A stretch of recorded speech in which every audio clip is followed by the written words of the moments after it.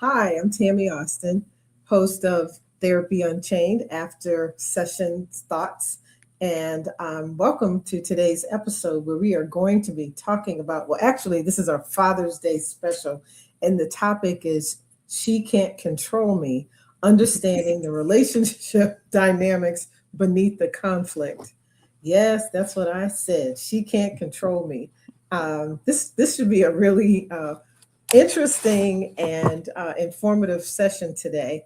And with that being said, I am pleased to introduce or tell you a little bit about my guest today, Dr. Rick Adams. And I'm going to read his bio quickly because he's done a lot of things. Dr. Rick Adams is the president and CEO of Mindway International, and he brings more than 30 years of experience as a licensed psychotherapist, college professor, clinical supervisor, and consultant. He's also a qualified clinical supervisor for mental health counseling, marriage and family therapy, and clinical social work. And he serves as a Florida Supreme Court certified family mediator. Whew. And we're not finished. Throughout his career, Dr. Rick has helped countless individuals, couples, families, and organizations navigate communication challenges, relationship issues, conflict resolution, and personal growth. He is a sought after speaker, trainer, and consultant who has presented locally and nationally on a wide range of behavioral health and relationship topics. Dr. Rick, welcome to Therapy Unchained After Session Thoughts. I'm really excited to have you. I am excited to be here as well. Yay. And yes, as you said earlier, we had a couple of little hiccups along the way. Hopefully the internet gods will comply. And with that note, I know you like to begin your podcast with a word of prayer. So you know what? I'm going to ask you today to just give us a quick Oh, word of thank you. because this Oh, is going to be definitely. Okay. interesting. It's definitely going to be an interesting topic. So let's pray. Lord, I just thank you for this opportunity for us to be in this position to glorify you, Lord. And I thank you for the wisdom, knowledge, and insight that you've given Tammy and I, Lord. And we just ask that we have this as an opportunity to help aid and assist those who may need it, but also those who are just going to get insight right now, Lord, to just help them with their own individual situations. So strengthen us now, guide us. In Christ Jesus' name we pray. Amen. Amen. Amen. Yeah. So today's topic has to do with the couple dynamic and sort of we want to give you some insight as far as what happens when perhaps one partner, and particularly since this is June and Dr. Rick informed me that Mhm. special. So we're really going to be talking to the men today, but also to the women. But specifically, we wanted to just give some insight into what that dynamic is about, and hopefully that some communication patterns can be disrupted and disrupted in a good way. That's our hope, and Mhm. really understanding that there is a difference between influence, support, criticism, and control. Specifically, we want to hopefully take away today steps to improve communication and connection, and of course, learn about available resources that can help you. So, with that note, so Rick, Mhm. husband comes in and says, perhaps to you, Okay. or they say it to me sometimes as well, she's always trying to control me. And the wife may say, I'm not trying to control, I'm trying to help. Mhm. What are some of your thoughts on, or what do you see? What do you see in your practice? So, and like you, that's definitely not foreign to me. I hear that a lot. She's trying to control me, but also she's trying to change me. And one of the things that, of course, that I do in situations like that is I try to get more information, okay, to see where that statement is coming from, because most of the time, for each individual party, that actually may be a valid statement or a valid feeling, okay? um, because I do feel like she's trying to control me, and whereas the other party is saying, I'm not trying to control you, I'm trying to help you. Okay. And trying to get both of them to, for a moment, see things from a different lens. Okay. However, one of the things that I do, Tammy, is I'll tell them, okay, right now we're not here to focus on the truth. Okay. What we're here is to talk about your perception and his perception, and allow him to discuss what his perception is and her to present what her perception, without immediately going defensive and saying somebody's not telling the truth, that's not that's a lie, or things of that nature. So I come from a perspective of getting them both to look at the other person's perspective before they cut them off. Okay. And I think underneath that, there are some very real issues where perhaps one party, usually men, will say that they don't feel respected. And then on Hmm. the flip side, the women will say that they don't feel valued or regarded, or I'll even say well regarded. Um, Correct. they don't feel seen. Eventually, they don't feel emotionally safe with their partner, and they don't feel important. So again, you have that up against the man saying, "I don't feel respected." Um, Correct. yeah, I don't feel respected, or she's constantly criticizing me. She's constantly criticizing me. I can't do anything right. Hmm. Here we go again. So which makes it tough. And as we know, oftentimes so many couples get locked into this pattern, and the men will feel like too the women are like reaching over into their life, and again trying to micromanage. And I think another key piece is men start to feel inadequate and Correct. angry, and angry. Needless to say, this is a perfect storm for emotional disconnection, relational disconnection. Um, how do you? What advice would you perhaps offer to men at times if Hmm. they are saying these things, and they're seeing the attempts of their partner to help as more of a reflection on their competence or their inadequacy?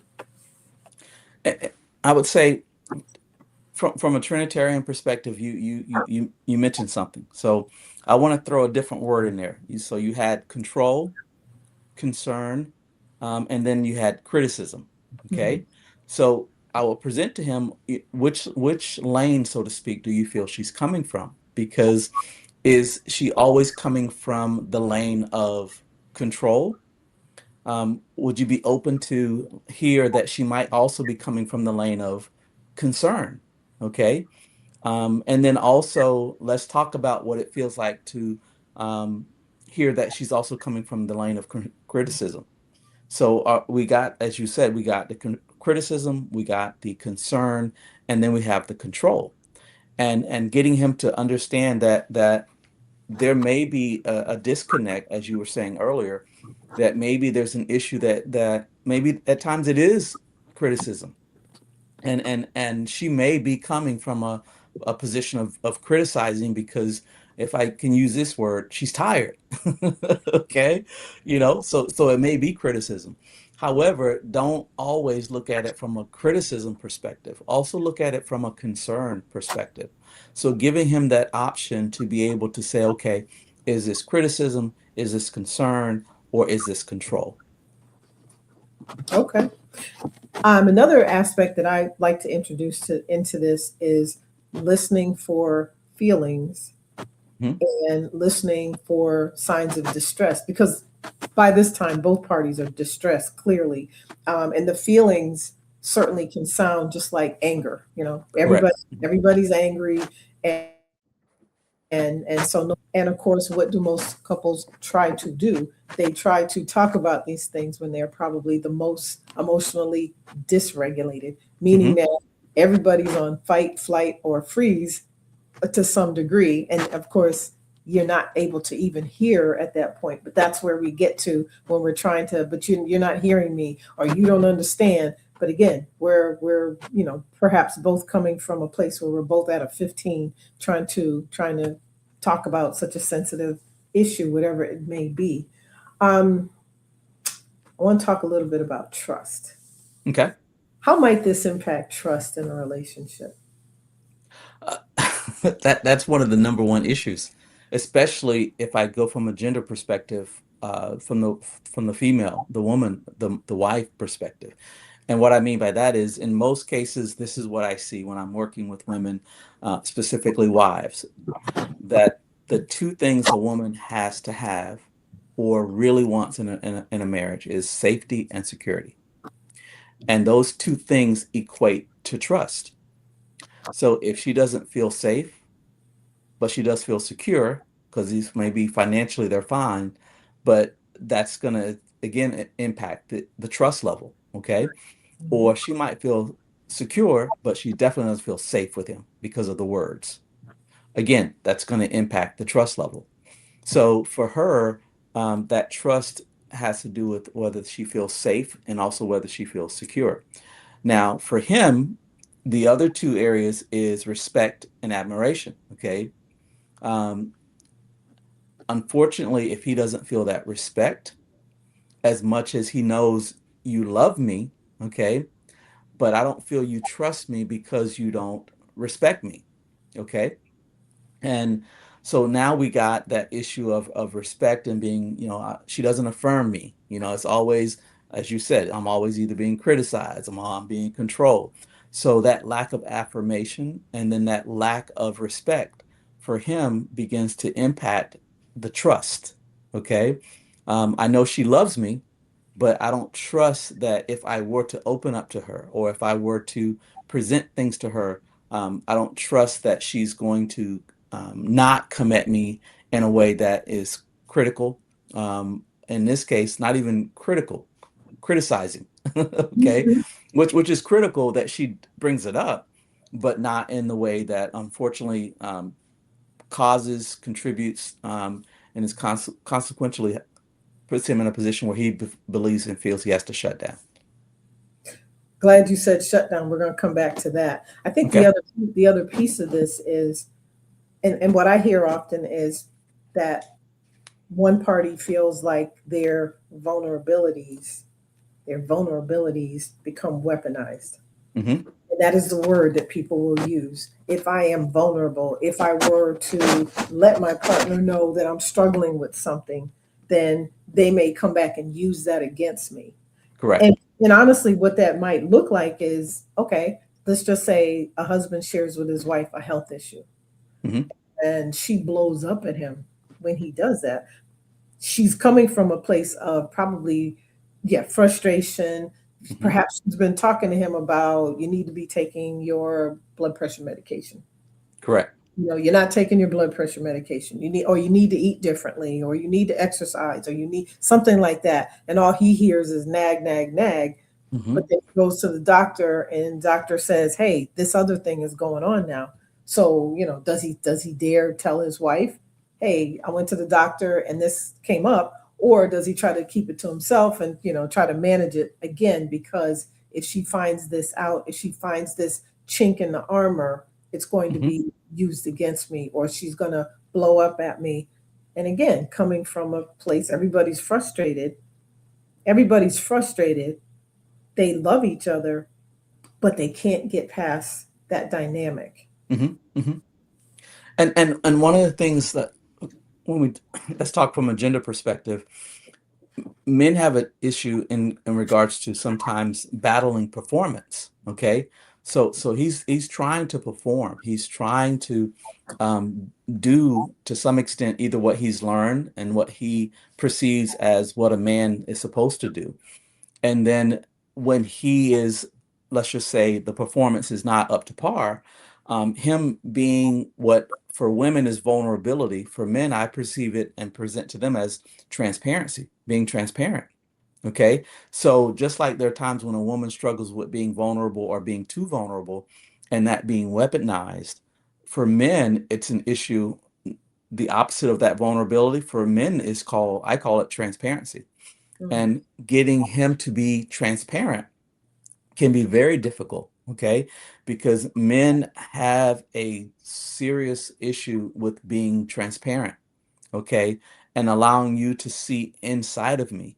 And yes, that normally happens when you're in a marriage and you eventually are able to open up to your spouse and let her see parts of you.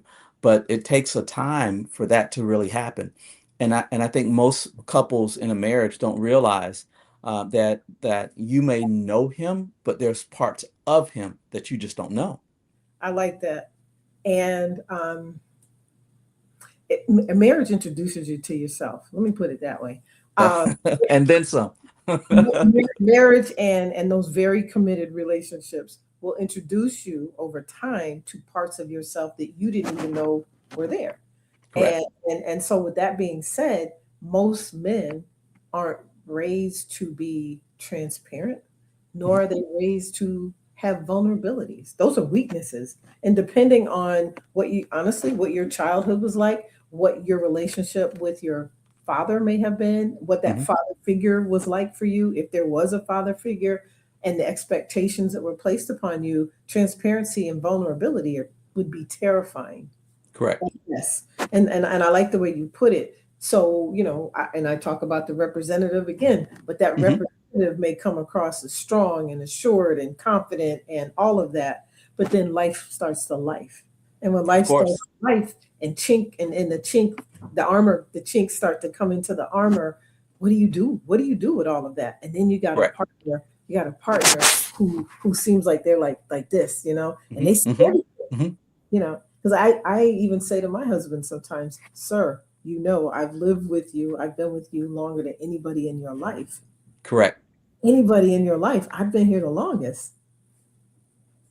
And the reality to that, Tammy, is in most cases, and you and I both are married and we've been with our spouse over 35 years, okay?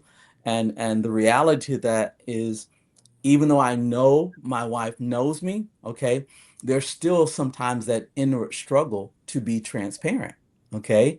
And I'll have to go on record to say that as much as a husband can love and does love his wife, there's to some extent that 5% transparency that is even, I love her, I know she has my back, but that 5% that he doesn't show.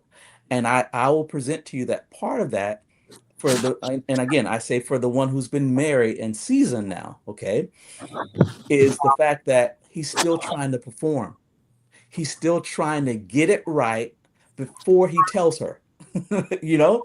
And that's that part of that man part that and I say to men from a Trinitarian, I said there's the man, the husband, the father. Okay.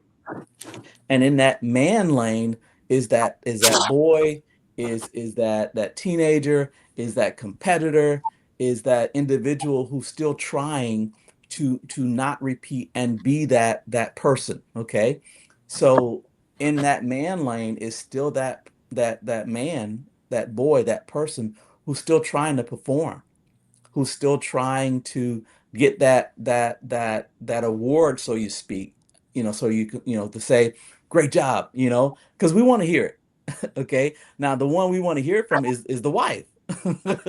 Okay. You know, and then of course there's that other lane of husband and father that you also have to, focus on being transparent about as well.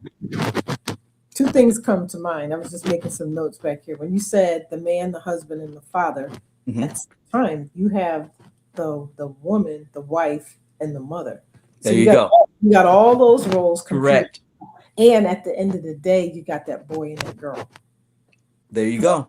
I love to ask the couple sometimes, where were you when you looked across the room and you thought, wow, Hmm. wow, look at her, or wow, look at him. Those people are still very much there. They And are. yeah, and they're still striving to be seen in all of this. So I like the way that you're saying the performance, because one does want to be seen and one does want to be respected or regarded. Uh, Correct. Now, here's the other kicker to all of this. How how do you again help couples then as they are trying to navigate all of these different roles? understand the difference, though, between a controlling behavior and a partner who is overwhelmed and seeking support? I would, and one of the things I do is I try to assist them in identifying the why. Okay, identifying the why, and I'll keep it Trinitarian: identifying the why, identifying the what, and then identifying the when. Okay, why is she coming at you that way? Okay, what is it that is in some cases provoking her to come at you in that way? And then also when. When is she coming at you that way? Okay. And being able to do that in a safe place, because sometimes I'll meet with the couples together and then sometimes I'll meet with them separately. Okay. And Yes. then what I'll try to do is in those separate and together settings, identify the why. And if we're dealing with adultery, infidelity, and affair, then that in some cases is the why. Okay. However, there could that may not be the why, even though it appears to be. Okay. It could be the what, because what's being triggered is the fact that once again, I'm being betrayed. Okay. And he might think it's the what I did, but it's also no, it's actually the why. Okay. Mm. Why did you do it? I gave you 10 years of my life, 5 years, 30 years of my life. Why would you do that to me? And so again, it's getting him to see maybe it's the why, the what, and sometimes it's the when, you know. When does she come at you? Well, she comes at you when she feels when she's tired, or when she feels unappreciated, okay?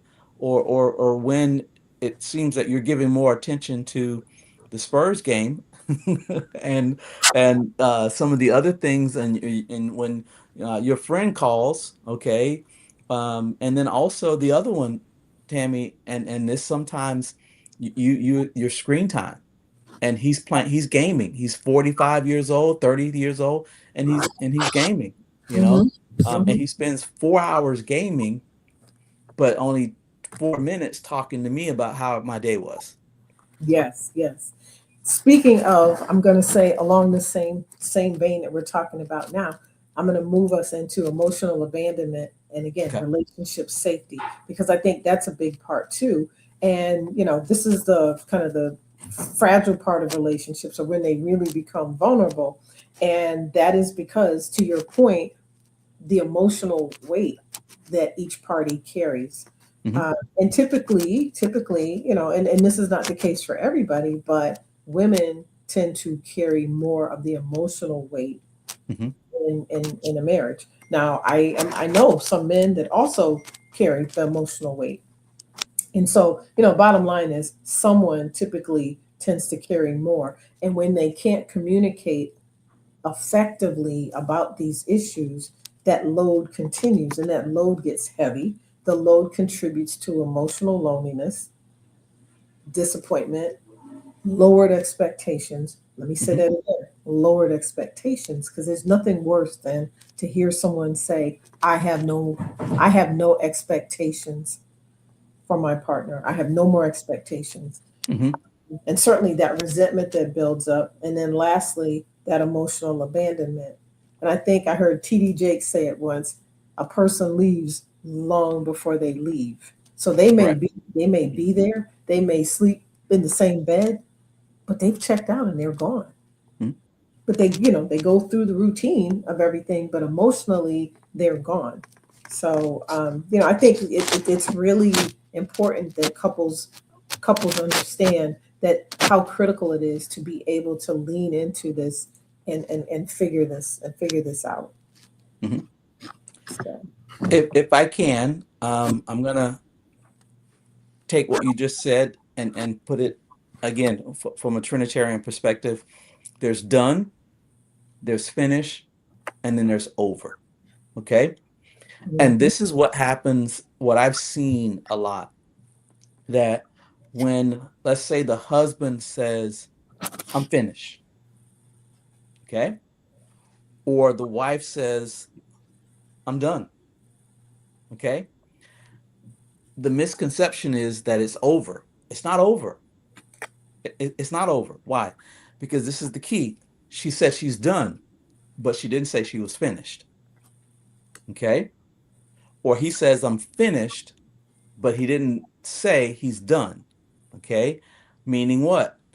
Meaning the three major issues in a marriage that I often see is miscommunication, misinterpretation, misunderstanding.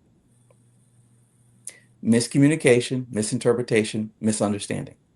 One of those can impact a relationship tremendously. But when you have all three, you're about to chaotic crash, okay? And what I mean by that is the misinterpretation, because he says, I'm finished. Well, what he's trying to say is I'm finished arguing with you. She interprets that I'm finished as he's done. So I don't, okay, and then he says to me in private, individual, I told her I was finished, but I didn't mean I was done. I was finished with the argument. But she interpreted now, and then let's switch it. She says, I'm done. I'm done. So now he perceives I'm done as she's finished. Okay. She don't want to have anything else to do with me. When in reality, her done means I'm done with you because you keep hurting me. But it doesn't mean it's over yet. You follow me? Okay. Oh, I do. Yeah, no, I understand. I get it. Because then what that looks like is he needs to pursue. Completely. And the problem No, no, is, he better pursue. yeah, right. But and then what I see sometimes is that man will say, I'm just tired. I feel Mhm, like I'm the only one now invested in us. And now she's done. She's turned her back. And like I'm just done. I'm done. And so, I'm having to say to them in so many words, I get it. I get it. I know you're frustrated. I know you're frustrated that she's not meeting you kind of where you are right now because you're turned toward and she's turned away.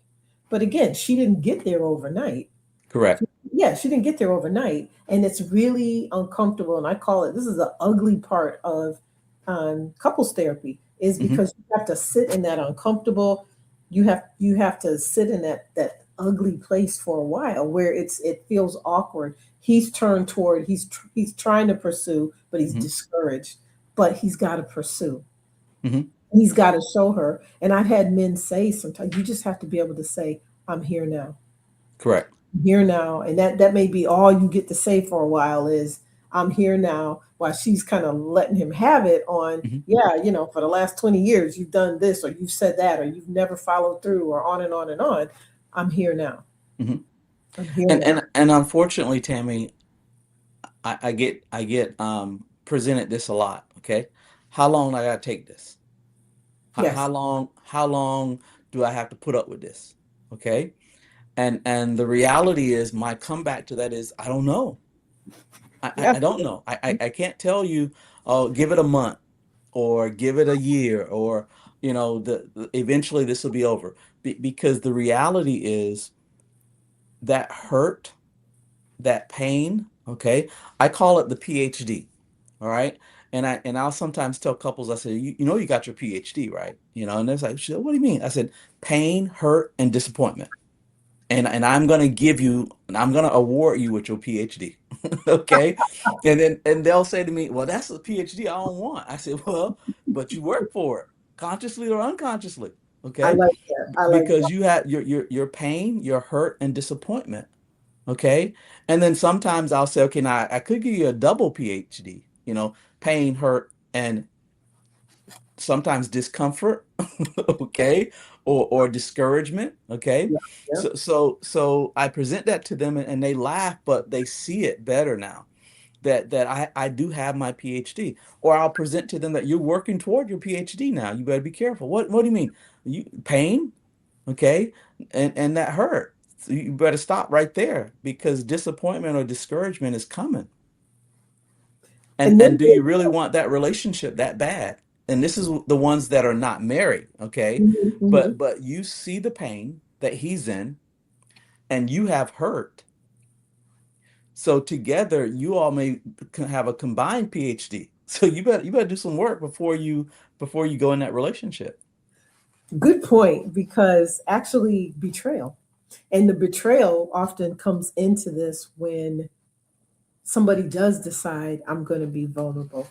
She seems like they just get me and they Hmm. understand. And I feel so safe with them until you don't. And then at that point, you're sitting in, or they're sitting with that deep, deep pain of betrayal. I trusted this person, and Correct. they continue to hurt me. They Hmm. continue to hurt me. They don't acknowledge it. They don't acknowledge it, or as we know, one of our favorite terms, or they start gaslighting. And Correct. they tell me it's me. They tell me it's me. They tell me I'm the problem, and no accountability, no ownership, no apologies, no insight, no self-awareness, nothing. And I'll present to you that, and we've both said it directly, and whether it's her or him saying these words, I'm tired. I'm Mm-hmm. tired. You know, because again, eventually that control, that concern, okay, becomes overwhelming. You know, and then that leads to the criticism. I'm criticizing you because I'm tired. Okay. There's a concern, and now I still love you, but I can't be concerned anymore because you're just not listening to me. Yes, yes. And I do see women struggle with that because they truly do love their husbands. Correct. And again, sometimes, and it's almost like, especially when they feel like they're watching their husband spiral down. Hmm. They're watching them spiral down. They're trying to encourage and support, and now they're trying to pull the wagon. And I'm going to say that again. They're trying to pull the wagon, and Correct. sometimes they're trying to pull the wagon by themselves, Hmm. and they're just asking him sometimes, can you please help me pull the wagon? Hmm. But then, maybe he's just, caught up in his own feelings and in his own sense of overwhelm, and he's just sitting on the wagon. And with that being said, like you said, she's trying to pull the wagon, but there's cases where she is pulling the wagon, like you said. Hmm. Okay. And I'll say to you that there are times when he'll say something that we really don't necessarily want to hear therapeutically, but that's what she wanted. That's what she Ooh, wanted. yes, that's a big one. She trying to be the man anyway. That's a big Okay. one. So I'm gonna let her do what she's doing. And plus I'll be upfront. I know her mom. Okay. Or Woo, or if yeah, if if we if we do if we go a little bit of Dr. Rich, informal, if Dr. we Rich go trying to preach informal, right now. I Yeah, know her mama. yeah. Okay. Dr. Rick Her preaching. mama do the Yes. and her mama do the same thing to her daddy. Yep, So yep. now he's reserved to let her pull the wagon. And the reality is she may be strong enough to pull it because that's not the issue. The issue is the fact that she's having to pull it, and eventually she's going to get tired. Okay. or, Yep. or she's going to say, hey, I'd rather do the wagon by pull it by myself. You get out. Bye. Exactly. And I'm going to say this too. No, I haven't met a woman yet that got married specifically and said, I'm getting married and I'm building up my muscles because I want to pull that wagon. Correct. Absolutely not. But then Correct. what happens is, and I saw a post one day and it said, people don't always like the version of you they created. And so with that being said, yeah, she catches it at that point, but it was the version of her, again, that girl, that hot looking girl, or Correct. that you looked at across the room and you thought, wow, she's kind of what you made her now. Hmm. Hmm. You may And, not and like and it. and the issue is if you say I didn't make it, okay, I'll give you that, but you contributed to, and you caused, okay, and this is a consequence. And that's why one of the things I'll always say, especially if there's been infidelity, okay, I will say to them, no one can make you cheat, have an True, affair, true. adulterous relationship. Nothing you did made him do that. That is his choice, or nothing you did made her do that, or vice versa, okay? Mhm. However, once I earn their trust therapeutically, I go into the a different phase though. Nothing you did or ever done has made him do that. However, if we're dealing with reconciliation, we do have to identify what caused it and Exactly. what contributed to it. And those are the hard conversations that sometimes we have to deal with because again, it goes back to you didn't make him do it, and I stand by that. And if Mhm. he ever tries to say, well, she made me have that, no, no, she didn't. Okay. Did she take you to the hotel and put a gun to your head? Well, then she didn't make you do it. Okay. And Exactly. even, however, there are times once they're trying to reconcile that I'll say, okay, now let's talk about what may have caused this, what may have contributed to it. Okay. And in most cases, if it's the woman who's had the affair, she will tell you spot on. I already know what caused it. I already know what he did to contribute to it. Okay. And it may be hard for him to hear it. However, for the men, and I'll say this, it's not that one is worse than the other. It's Mhm. just that it's very difficult in the practice that I've seen where if the woman had the adulterous affair, where the reconciliation rate goes so much further down because he's now struggling mentally with what she did. Yeah. Whereas if it's the wife and the husband had the affair, again, depending on the woman, of course. However, the statistics of reconciling are higher. No, I Okay. would agree with you there. Yeah. Yeah. And but there's a reason for that too. And again, though, to get to that point of reconciliation on either side, though, we have to really look at what caused this and what contributed to it. Because if we don't understand that, well, then we continue to have to bump heads. I agree with you. And I think I'm hoping that as people are listening, Hmm. that they're really considering what their dynamic is. And I think I am going to create a worksheet or like just an assessment. In fact, I have already. What am I saying? I already have one. But for Hmm. people to really kind of take a look at, and so we'll talk about this as we get closer to the end today. But yeah, but I just hope that this does encourage people to really listen objectively Correct. and perhaps start to see what their role in this dynamic is because again, no one signed on and said, I get up every day and I think about ways that I can bring pain to my partner. Like, Correct. yeah, I don't know who would do that. And Hmm. so that's clearly not the intent. But again, we know hurt people hurt people. Hmm.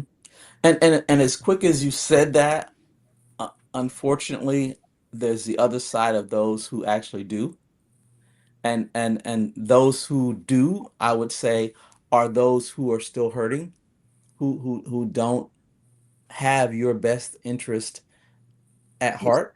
Mm-hmm. Okay, and that's why I put here as far as the relationship in general. Okay, these are things that I would say identify before you get into that serious relationship. Or if you're in it, these are things to kind of focus on. One is identify relationship barriers, relationship boundaries, and relationship borders. Okay. And when I say relationship barriers, it's what's the what's in the way. Okay. Because sometimes in relationships, there's a barrier there. And if you gotta, what's in the way of this relationship? Okay. Married or unmarried, what are the barriers that we're dealing with? Okay. And then also helping the couples to identify what are the boundaries. Okay. In other words, what am I willing not to accept?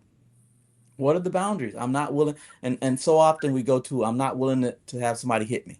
Okay, that's a deal breaker. Okay, well, is Yeah. that the only deal breaker? There should be other boundaries that you have for yourself. Okay, and then of course the last one is what are the borders? In other words, what are the lines that you are willing not to cross? as well as that person. And again, looking at the barriers, the borders, and the barricades, and then coming to an understanding that if we've already crossed that line, how do we now therapeutically, spiritually, as well as emotionally, address that? Something address and set some things in place, because and Correct. actually that is a good point, because oftentimes I'm having to help people see the difference between Mhm. care and concern and emotional abuse or Correct. manipulation. um yeah, because and I got to go back to, we Mhm. marry the representatives. Yeah, there you go.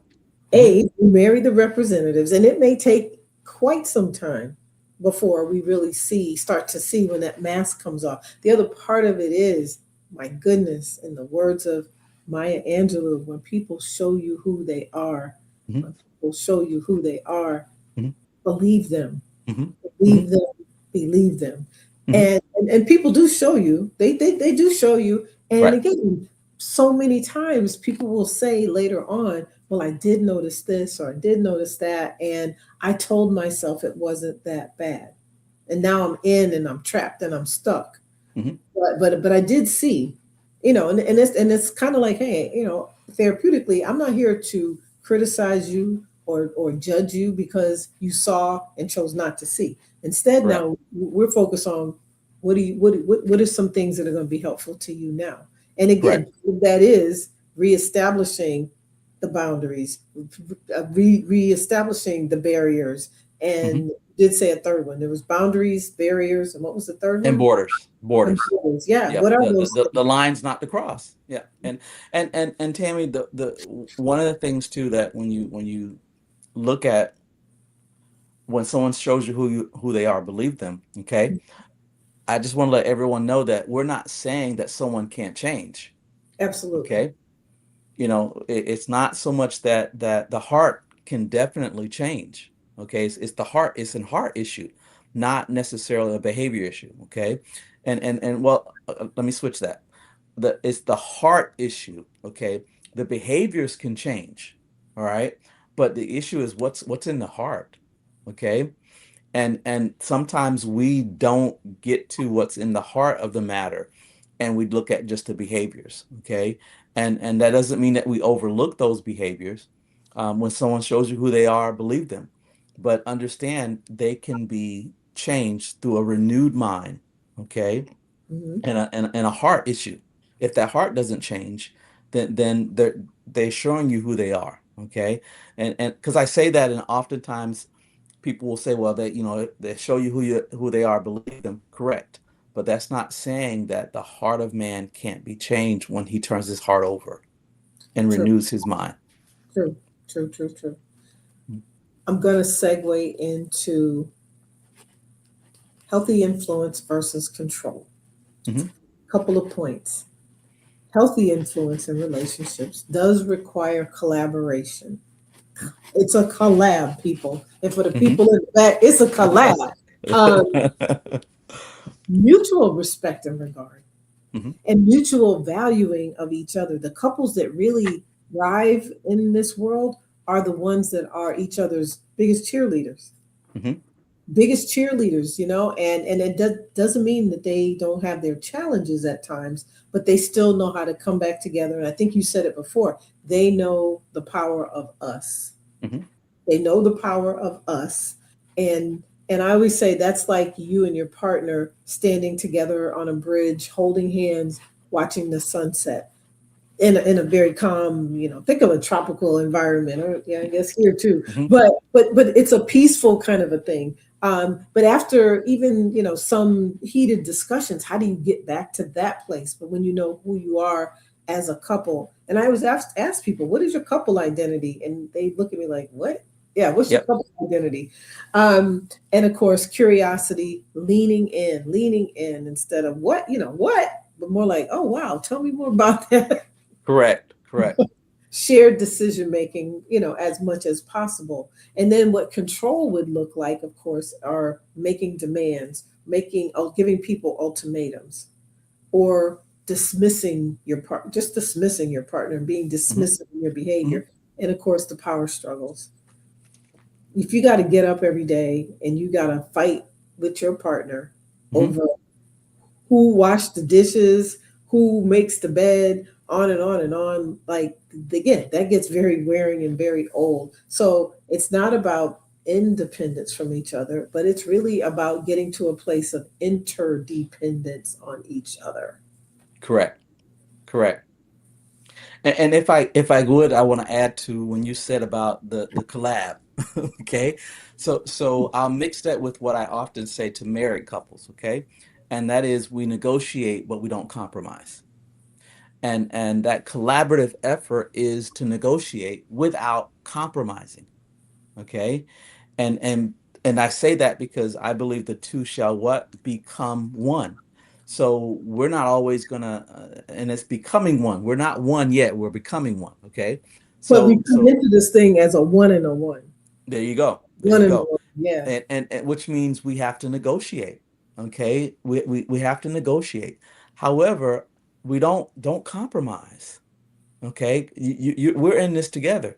And because a lot of times what I present to them is if you're dating and you're quote the boyfriend, girlfriend, or you're in a relationship and you're not yet married, okay, you may compromise, okay, and doing something that you don't want to do, you know. But when it comes to marriage, I always present to them there is no compromise. There's negotiating, okay, because as you said, we have to collaborate, but when you start compromising in a marriage, Now, do you it, mean compromising values? mhm, Compromising your values, your ethics, the truly the pillars of your core values, correct, who correct, you are as correct, a person. Okay. correct. You Compromising start in that regard. Okay. Okay. compromising your values, compromising your belief system, compromising even from a moral perspective as well. Okay, and just compromising and what you know is wrong. Okay, or unacceptable.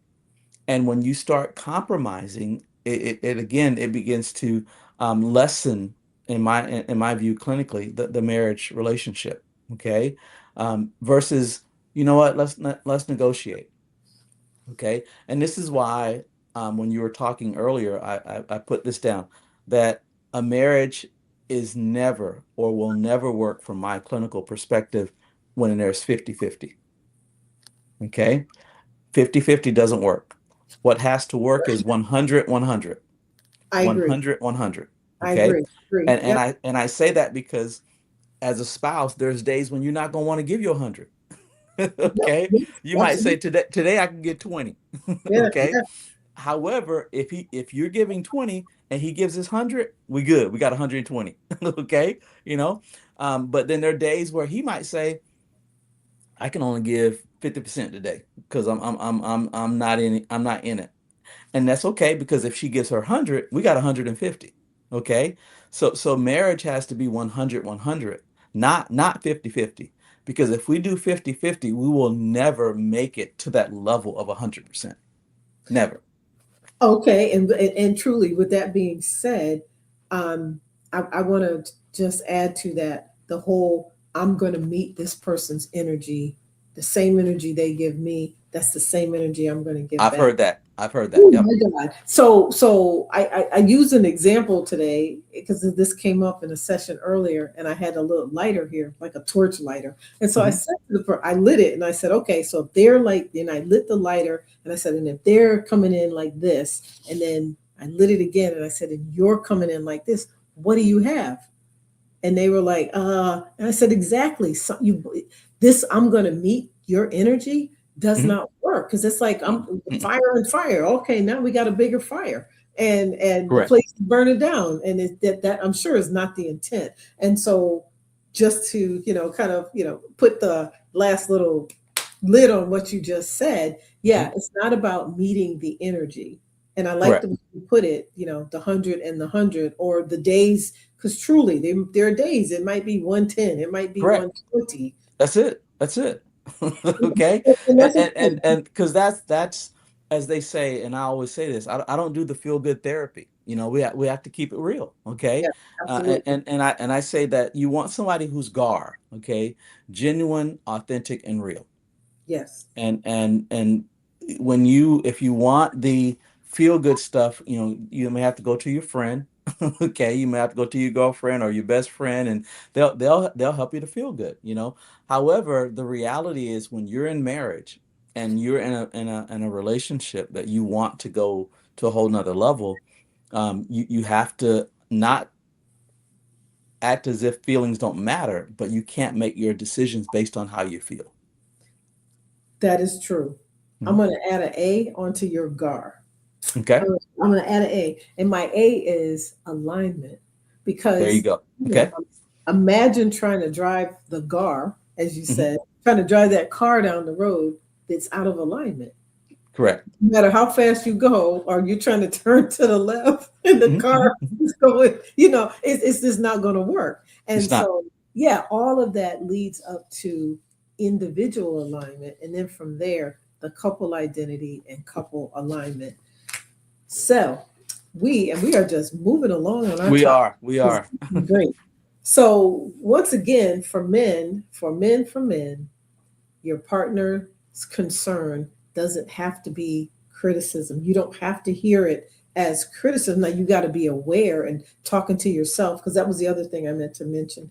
We have internal dialogues that go on. Correct. So while you might be looking at your partner and they're looking at you, that internal dialogue is still going on. Similar to if you have your cell phone, if you look at your cell phone and you look at sometimes all the screens that are open, well, that's those internal dialogues that are going on. So you're looking at them, but you're thinking about something they said a week ago, something that they're going to say. That's, oh, here we go again. So you have to Hmm. be aware of that, because truly what she may be saying is, with her actions, can I trust you? Can I depend on you? Correct. We in this together. Hmm. Are we in this together? And that can be over your health. That can be over finances. That can be over decisions about the household, decisions about the kids, the vacation, all these things that may sometimes seem like little petty decisions, but that's really what she wants to know. It's the security and the stability and Hmm. the consistency, and knowing that your partner is going to show up, knowing that you can ask for things and your partner is going to meet those needs as best as they can. And even if they can't, still going to come and tell you maybe that they can't, but hopefully offer a suggestion as to how we can get there. Correct. Mm, Correct. For women, your partner's defensiveness may not mean he doesn't care. Hmm. Because I think you talked about, and I'm going to actually have you kind of summarize that up for the women for a moment from the men's perspective. It Correct. Hmm. doesn't mean he doesn't care, but So, what so I it, hear it is, goes back to, and I'll stay from. We talked about the why, the when, and in this case the what. Okay. However, for men, and I'll say this from a male perspective based on the men that I've worked with. Okay. Um, he has to distinguish if what you're saying, are you talking at him, are you talking to him, or are you talking about him? Because he's listening. Now, it might be selective listening, okay? However, he knows when you're talking to him, he recognizes when you're talking at him. I'm not, I'm a man. I'm a grown behind man, okay? And they use other choice words, but you don't talk at me like I'm a little boy, or don't act like a little boy, okay? So now we now have the attacks back and forth, okay? So mhm. so he can recognize when you're talking at him, when you're talking to him, but he also recognizes when you're talking about him. Those conversations that you have with your girlfriends, those conversations that you have with family members about him, that impacts him. And as much as he says, I don't care, but no man that I know of likes being talked about in a negative way. Okay. And that's where that affirmation, being affirmed, comes in. So in the midst of the fact that you are concerned, okay, you are concerned for your husband or for your spouse or for your significant other. However, you have to try to balance that concern in such a way that the criticism and the control are not the main things that he's hearing. Okay, and that's hard. Okay, Mhm. because if we keep it real, sometimes it is criticism. Okay, he didn't do it. So and then sometimes it is control, but not the control where, like you said, if we're not aligned, and I see the car going to the side of the road, then she may try to control the wheel Yes. because she doesn't want to crash. So there may be times when she is trying to control or be controlling, but it's coming from a position of not wanting to crash, not from a position of wanting to, as you say, take the wagon, or in this case, take the wheel. Yeah. Yeah. Or sometimes she's just tired of pulling the wagon. There you go. Tired of pulling the wagon and Right, just gets mad because mhm. she's been carrying it for a while and she just throws the rope down and says, "That's Mhm. it. That not now you got to. I'm done." I'm And not see, and see, doing it. let's talk to, and I'm glad you use that analogous therapy in this sense too. Get back in the wagon with him, and let's sit there. I like that. Yes. Okay, get Mhm. back in the wagon with him, and let him know. Okay, I was pulling, I have been pulling, but the reality is, I do want you to pull me. I do want you to pull me. I want you to pull me. I want you to come after me. I want you to want me because the reality is there's a reason why she said yes to you in the beginning. I like that. And And that's and and there's something that you saw in him before you marry him. It's not just the negative that you're now seeing and experiencing. There was something in him that you saw. Okay. And that's why sometimes the part that I sometimes present is men marry women hoping they will not change. Women marry men hoping they will change, or I'll be able to change them. that Okay. no, that's a good point. And I was gonna say, and that is yes, often the case. Hmm. Often, Hmm. yes, And, yes. and again, it's not in every situation, but Mhm. this is what I hear sometimes. Yeah, but she changed. When we was dating, do this when we first started, but she changed, you know, and I often hear her say, yeah, 3 kids later, I did change. Okay. And yeah, but Mhm. he again, men marry women, not all, but in most cases, hoping that they will not change. Okay. And in the beginning, what did she do? She allowed him to do things. Okay. She allowed him to, and then address every issue. Okay. And so now he thinks, oh, it's always going to be that way. She's never going to say anything when I come home late. Okay. But after a while, she's like, okay, I allowed you. No, I just didn't say anything. But now, why are you still coming home at 1 a.m. in the morning? You Yep. know, well, I used to, you didn't say nothing. Oh, okay. Well, see, you done changed on me, you know? And then it reverts back to, with regards to women, I saw something, but I thought it or he would what? Change. Change. Or I Or I didn't would think be it was able to that change bad. him. I would Yes, be able to change him. Yep. yes, yes, yes. And I didn't think it was that bad. Didn't think it was that bad. It is. It It was that is. It bad. is. Yes, It yes, yes. is. And I'll, and and remember now, I would say this because for a woman, that issue of being the help meet, okay, which is in her, which is not a negative, okay. I often say to women that remember this as the help meet, okay.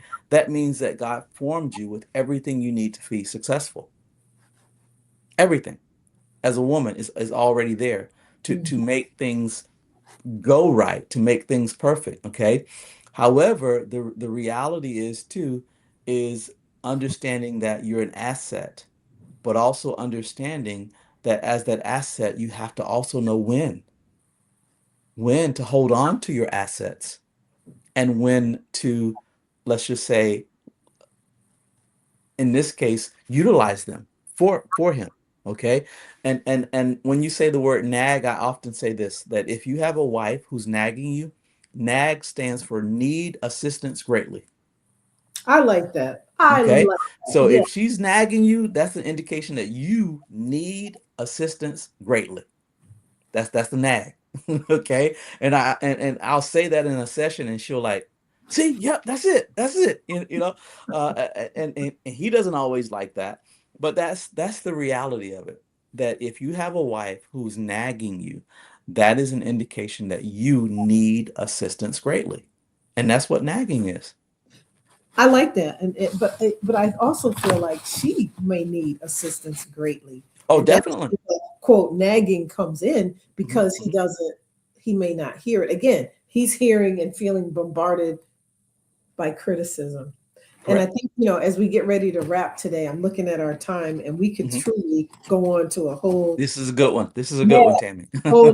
whole nother section. So we're going to stop here because I did tell Dr. Rick I am going to be very mindful of his time.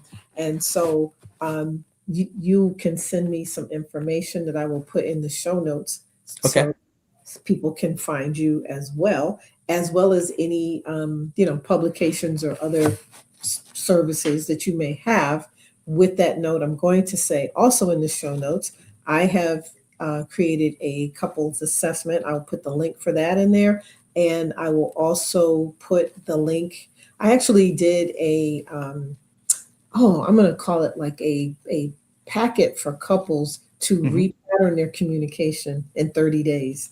And, Oh, and I, wow. I Awesome. thought I was Awesome. being a little ambitious with that, but truly, if they follow all the Hmm. steps, they listen to the videos, I think, and if they come to this process open minded, especially after they listen to this podcast and they come to that, they can actually shift this thing Hmm. quickly because it gives them the tools to be able to do that. But I think, again, I want to thank you because you kept it very real and very practical in all of your feedback and comments today.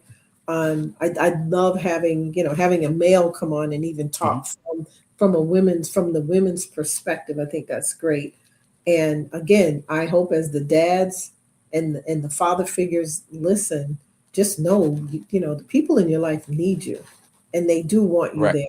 Yeah, and they do want you there. And if they're nagging you, say it one more time, Dr. Rick. Need assistance greatly. Okay. And That just means that you need assistance greatly, they and want you to and be there. yes, and that is spiritually, psychologically, and socially proven that when the man is not in position, and this is how I'll leave it with this: when a man is out of place, a woman is displaced, and a child is misplaced. Say it one more time for the people in the back. And for the people in the back, okay, when a father, specifically a man, when a man is out of place, the mother or the woman is displaced, and then the child is misplaced. Because him being out of position and out of place causes her to become displaced. She's trying to be this, she's trying to be that, she's trying to be, quote, the man and the woman. And so Yeah, now she's so displaced that the child becomes what? Misplaced. Mom, where's the child? I don't know. I had to go to work today. yeah, Okay. And yeah. and and again, that's not limiting her position to being a mom, but that's understanding that as a mom, only she can do what she can do as a mom. Period. And that causes her, unfortunately, when he's out of place, to become displaced, and she's trying to do everything all by herself. And it's amazing, but that way, and that's why we have to get men, guys. You got to stay in position. You got to stay in position. I know it gets difficult, but you got to stay in position despite the pain and sometimes the pressure that is both internal and external. Excellent. I think this is an excellent way to end this podcast. Thank you so much, Tammy. Oh, you are quite welcome. And what did we say the last time between the two of us? We got what? 60 At years. least 60 years experience. 60 years of experience and about 60 Yes, years of yes. knowledge. No, more than that. Shoot, 60 come on. plus, 60 Yeah, plus. 60 Yep, plus years. definitely, definitely. Yeah. We're approaching the 70 years of experience between the two of us, okay? So we know a little something. We know a A little little something. something, something. That's it. Yeah, That's it. And we have the Holy Spirit that gives us the insight and the wisdom. I often tell absolutely. people that I'm wired, and that's wisdom, results, insight, as well as experience, and I that love it. godly wisdom helps us both. Amen. Amen. Well, I want to wish you a happy Father's Day. Thank And you. Thank you. yes, and so this podcast is coming out Father's Day weekend. And Okay. so I'm Awesome. excited. Awesome. We're gonna bless some fathers. I have my three children. My two girls will always spoil me. My son does too. But I already let them know, hey, I just need a day at the Ritz and just relax, and do the spa treatment. So that's give me that. Give me that. Nice. I like it. I like it. Well, I know you're gonna get it. It's not even an if. I know you're gonna Mhm. get it. So enjoy your day. I And will. I um, will. until next time, Thank you, Tammy. All right. Bye you're bye. welcome. Bye bye.